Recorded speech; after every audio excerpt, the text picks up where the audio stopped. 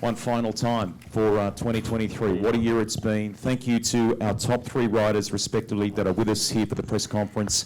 On the WSX side, Dean Wilson, Joey Savacci, and the man who's defended the world crown. Congratulations, Ken Roxon.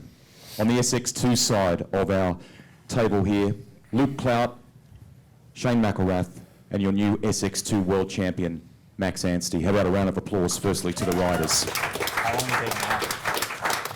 Ken, can I come to you? We will open the floor to the media at the conclusion of this. We'll bounce through some answers. We have some lovely youngsters here with us too, so let's be mindful that we've got some aspiring potential future champions with us in the room this evening. Ken, congratulations. You began the weekend with a slight points deficit. What a turnaround here at Marble. Yeah, I knew it was going to be tough. With these races, like, you just never know what's going to happen, you know. You saw it in Abu Dhabi, so I by no means came here taking it lightly. But having said that, we made the absolute most out of it. We had a little bit of adversity to fight through because I really had some clutch problems yesterday and today, and then went with a completely different setup into the heat race. So it took me a little bit of time to get used to. And my clutch pull was actually so stiff I could literally barely pull it. So it was tough, but nonetheless, once the gate drops, you know, it doesn't really matter what you have on the bike, you just got to go. And I was able to slice and dice my way through and was able to win the first couple. And in the last one, I chopped the throttle on the start turn because it's just not been fun these first couple of turns, you know. So I just played it safe, and I was really buried really far in the pack, and ultimately, the race, I was kind of surprised when the checkered flag came out, but that's just what happens when you're in race mode. Like, I wasn't really paying attention to how many laps we have done. So, yeah, in the end, I'm just glad that I was able to get it done. A world crown is pretty special. You get to keep the number one. Give us a sense of what that means to you. Yeah, absolutely, and especially going back to back, I don't think I've ever actually stayed, besides maybe in the 450 class here, but in general, I've never really stayed in a class long enough to be able to actually defend a title, so this is my first. How do you feel in terms of just the cachet of riders that you were up against this year? Perhaps give us a sense of what the 2023 one means. No, yeah, it means a lot. I mean, ultimately, I just hope we can get some more racing going, like more races, right? But, yeah. These guys are getting faster and faster, and you see what happens when you're buried in the pack. Like, I can't really just make my way to the front with the snap of a finger, so it's tough. Congratulations. Can we come now to Max? You, in a pre-event interview, got to see the gold medal. Now you have it. What does that mean? Oh, I've been dreaming a long time to have one of these. I mean, I know we're only on 85s, but the first time I raced Ken in 2007 in Bulgaria, I was second in the thing there, and then I've spent years and years and years in GPs, and I was third, and then last year being second in the championship. Man, it's one of those where I've wanted one of these gold medals for a long time, so it was very cool. It was. Yeah, showing me the medal before I'd actually got the job done the other day, I went back and called my wife, and I'm like, man, if I was superstitious, I feel like that might have not been the best thing. But it's one of those where I executed, and I was actually more nervous yesterday for the Oz races, because I knew tonight meant a lot to me, so I didn't want to mess it up yesterday. Today I just kind of felt like I was riding like clockwork. I just executed. I mean, the only thing I kind of fluffed up was the start in the first main. My start device came out as I went over the gate. But apart from that, yeah, my starts were on point. I mean, the team done a great job, because even talking about Kenny's issues with the clutch, Marty said on Tuesday, we were riding at a track close to here at Dean's friend's house, and he goes, I've got a new clutch for you to try. And I was like, oh, I don't really want to try anything. Like, my bike's good. We put it in, and I was like, all right, yeah, this is good. And we managed to run with it, and man, my starts were dialed tonight. And with these short races, it's so intense.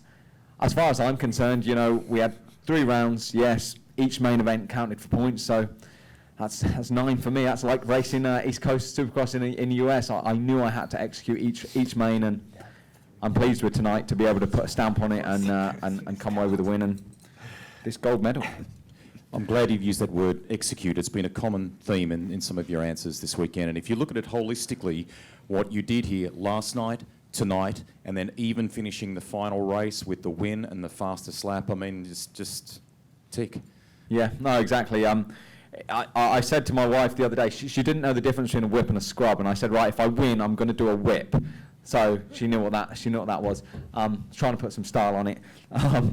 But yeah, it's been amazing. I mean, 2-3 years ago, I mean, not even that long, 2022, halfway through the year, didn't have a ride, didn't know what was going on, was racing 450s, and Yariv and Marty, I know I'd come back to it, but you know, my career's been opened up again. I'm 30 years old, but man, I feel like I'm 17 again in Supercross. I love Supercross. My brain is constantly thinking about, you know, how to go faster, how to go better in the whoops, and you know, I want to keep this momentum going, and I'm proud of my team. Yariv, the whole crew have done a great job, and man, it's nice. I want to keep this momentum going into next year's US Supercross and then be back again for Worlds. Before we move to the riders that flank the champions respectively, can we get a sense of what this means for the UK and for motocross, supercross in the UK and so on?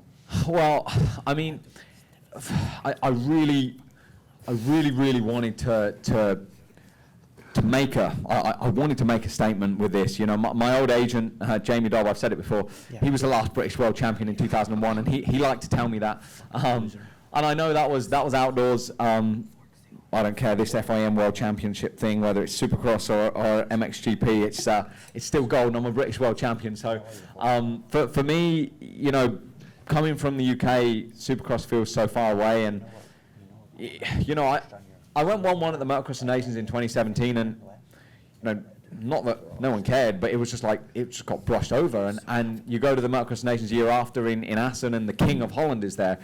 In England, motocross is not a big sport. It's literally viewed as hooligans or whatever. You know, it's not viewed as being professional, and I want to try to change that. And you know, I want the kids in the UK to think, right, you know, maybe one day we can be racing this World Championship, World Supercross Championship, and get to this level. So I don't know. I know I've got to go back to England next week for the FIM Awards. It's quite fitting. So hopefully the media crew here can get me on some TV over there, and I can actually push it a little bit, so that'll be handy. Great outlook, great outlook. Joey, can we come to you? A report card, how you feel at the end of the night here and at the end of the championship, knowing where you were coming into the Melbourne weekend. Yeah, I mean, like I said, coming into it in the press conference, I mean, I know I was leading the points, but I mean, I knew Ken was the favorite, and you know, rightfully so. I mean, what's there to say? I mean, the guy's good, you know. So I knew I had my work cut out for me, and you know, honestly, I think what I'm bummed about the most is just that one, I didn't really execute as well as I needed to. I didn't put myself up front, which I knew I needed to do if I wanted any chance to beat Ken. And I mean, even if I did that, it was going to be tough, you know. But that was something that I was well aware of coming into it. And number two, it's just, I don't mind getting beat, you know, and I haven't seen it on video, but for me, it was one of those situations where if I don't try to maybe fade wide and block Kenny in the first turn, you know, he's going to be on my inside in the next corner. So I'm kind of in a damned if you do, damned if you don't situation per se. And, you know, I kind of went out there to block him, and I didn't have time to react. A red bike came flying across. Is what it felt like. Like I said, I don't want to speak without watching it, but it felt like a red bike just came flying across from the inside. And yeah, you know, it's unfortunate. I don't mind losing, especially to someone like Ken, as respectable as he is. It's just unfortunate that you know, the circumstances fell the way they did. That's all.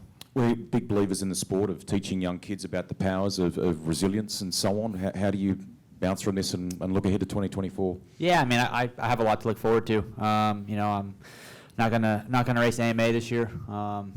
They've decided to not let me down, but I'm full focus to 24 MX. For me, it's a chance. It's one last chance to kind of rewrite my ending to a lights career that you know, was at the end of the day my fault for not doing my job when I needed to in 2017. But I do feel like I'm in good shape, and you know, I have between now and the first round, I have a lot of time, and I know my plate will be full, but you know, there's never been a time in my career where I've felt more hungry and just really want to have an opportunity, and I really want to capitalize on being able to rewrite the ending of my 250 career and try to win the outdoor title. I think anything other than that is, I'd be lying if I said that's not the goal. So anything shy of that's going to be a disappointment. But obviously, I know that's going to be a tall task. But I believe with the team around me that I'm going to, and the amount of time that I have, it should be feasible. Go well with that, and thank you for what you brought to the table in WSX this year. Thank you. Dean, can we move to you? What a weekend for the team. I know it's third in the end for you, but I mean, on balance, I mean, the team has had a remarkable weekend, haven't they? Yeah, it's been a good couple of days for sure. Very exhausting 3 days. I'm kind of glad it's over in a way, but nonetheless, it was a very good couple of days. Yesterday was good. Got the championship, Australia championship, which was good, and then today was pretty good. I'm really proud of my riding. I feel like my riding was pretty good. Just my starts were terrible, and then I was lined up next to Kenny and Joey, and like I had this massive hole in front of me, and it's probably not really even an excuse because they just kept getting me every time. So I had to come through and made some good passes, and to get third overall. Yeah, I'm happy with that. I mean, it could have been better, but we survived the weekend. I've had a lot of fun doing this and traveling the world and racing dirt bikes and hanging with some pretty cool people, and had a lot of fun. What's in store for 2024? I don't know yet. I think I might maybe give it another crack in America, maybe one last year, and then we'll see what happens. But yeah, kind of got a little thinking to do, but I think I'm in a good spot mentally, and we'll probably just keep it going. Cool. Can we just clarify that? Did you say one final year? What was your answer there? Yeah, I don't know. I don't want to, you know, you could have your final year, but then things could start going really well, and, you know, maybe just randomly win a race, and then you're like, oh, I'm going to keep going. So, you know, hey, I'm doing what pays the baby, you know, puts baby food on the table. So if things are going good and I get some massive contract, then we'll keep going, you know. But I don't know. It's been a good. It'll be 15 years next year for me. It's a lot of time. I've had a lot of injuries, a lot of knee injuries, and I like where I'm at right now. Like I'm happy, but yeah, I don't know. Just the body takes a lot of you know, a lot of beating. So, but we'll see how it goes. We hope the character never changes. We love that. Do you want to add something here? I had a question for Dean. You said you hung out with some pretty cool people. Could you name like one or two cool and who's not on the list? Who's not on the list? We all know who's not on the list. Very good, very good. Shane, can we come to you? There was a points deficit, obviously, coming into the weekend.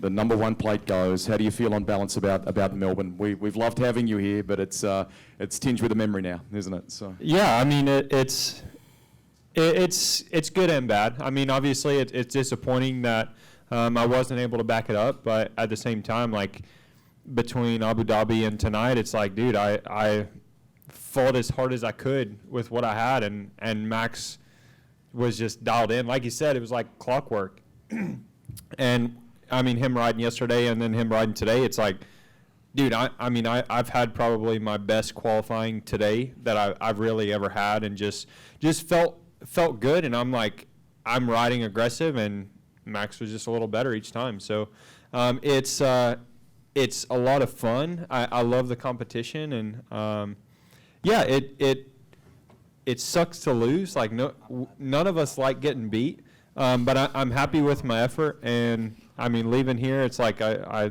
love Australia, and it's yeah. I can't really say much. It's just so many things happen that were really kind of out of my control, and yeah, I kept fighting the best that I could, and the second and third main, I didn't have any brakes from the first one. Like we kept changing rear brake stuff, and I don't know if anybody's seen, but like the plywood took us out when we were trying to get back to work on the bike. The wheel wouldn't roll, and so like the bike slid out and took my brother and I both out. And so it bent my front brake lever in that. Well, then we bent it back, and then my front brake didn't work. So we didn't find that out because we were messing with the rear brake, and so it's just funny. Like I'm happy with my effort, and proud of Max. Like it's been a lot of fun racing. Even all these guys, like they're all such good riders, and to get to race and battle and bang bars, and it's like the competition is just so much fun. So, yeah, I'm as happy as I can be. Can we tempt you back down under at some point in time, do you think? I'm sorry? If you've enjoyed Australia, will we tempt you back down under at some stage? Oh yeah, I mean, as long as we're here next year, I'm here. So, yeah, I like it. Good stuff. Luke, to you. What a weekend. Who's breached the boss? Get him out of here. Breached the rules. Get him out of here ASAP. Can we escort him out? All right, we've got the phone corrected. Luke, can we give you your rightful moment here in the limelight now? Hey, what a weekend here in Melbourne for you. You must have lots of good things to savour about this one. Yeah, look, this weekend was, it's unbelievable for me. Yesterday started off awesome. Getting that first win in a long time. It's been a couple of years for me, and I just kind of carried that confidence to today. Was there a secret in that? Where did that, I don't know. I just wanted to beat Dean, I suppose. You got to swap bikes more often. Yeah, I might have to do that, but It might be that. What's this mustache thing? That might be it too. Yeah, I might have The Ron Burgundy's I might have to- repping this weekend. dude, it's November. I've been growing this thing for about 6 months. So. But I don't know. I honestly just, yesterday definitely helped, and jumping on the 250 for pretty much the first time since Abu Dhabi. I don't know. I just kind of clicked with it. I was, having a real good time, and got good starts, and battling with these guys, it's awesome. We look up to these guys, and I get to watch them, racing the AMA, and I'm super excited just to be a fan and sit down and watch them, in a few weeks' time. But to get to bang bars with them, it was awesome. Tremendous. What's the future hold for you, 2024 and so on? Oh, I don't know, to be honest. Really? Look, I want to keep racing this stuff. I'd love to do some stuff in America, but we'll just wait and see what happens. You brought it in Melbourne. That's great. We're very proud. Thank you very much. Can we open the floor to the media now? Just raise your hand. Let us know what publication you're from, and please ask your question. nextillmonline.com. Firstly, for Ken, have we got an analytic on championships for Suzuki? It was the first in quite a while. I have no clue. I assume so. It's probably been a Warren. minute. Well, I mean, RC was the last win, like race win before Ken, I'm pretty sure. Would you world title? Oh, No, Chad O'Brien? Barsha won. I thought didn't he win, or was that on a Yamaha? I'm not sure. We're talking Oh, championships, dude. right? Oh, championships? Dude, I don't know, dude. He said race Chad, win. 09. Maybe Dunge. Supercross. No, Dunge Oh. 10? Oh, Yeah. yeah. Never mind. Oh, world title? Maybe Ramon. Like, it must have been MXGP, Ramon, or just, no, I don't think Dassault, but maybe Steve Ramon or something like that. It's been a minute, that's for sure. For sure. And Joey Savacci, quickly for you as well. Just talk about the importance of the program with Rick Ware Racing. While in America, your career at the time, struggling to find teams, getting let down by teams as well. How important was that team for you in a place like World Supercross for somewhere for you to go? Yeah, I mean, it gave me a home. Like Max said, we were teammates in 22, I think, maybe. The team was going down a hole that I don't think we wanted to be a part of. And I had a knee injury, and, Cowie had a feeling opportunity for me. And I felt like I did the best I could with the amount of time that I had. And, this kind of opened up a place for me to stay with a bike that I was relatively familiar with. And we've had some good success here. I mean, obviously not in the end of it, not what we wanted by any means. But again, it's not like I'm not getting beat by no-name people, So I was glad that the deal came together, and I'm thankful for Rick and the whole team. Like you said, it gave me a home, and I was kind of searching for something, and Trent Moto Limited. Luke, for you, last year we had an Australian on the box in the world stage, and it seems like it's your opportunity this time round. As you said, you watch these guys week in, week out, but like to be amongst it, did it feel natural? Did you feel like, hey, I'm supposed to be here now? And I guess at home you had the whole crowd, which in that first one, I don't know if you could hear them, but they were cheering pretty hard when you and Nate were out front.